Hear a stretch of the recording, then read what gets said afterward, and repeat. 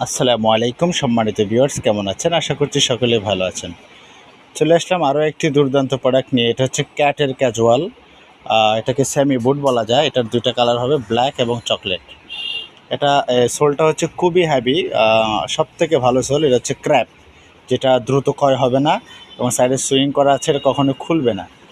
কেউ যদি এটা চান যে ৩-৪ বছর ইউজ করবেন, তাও করতে পারবেন। খুবই হ্যাভি টেকসই জিনিস এটা। এটার কালার হচ্ছে ব্ল্যাক হবে।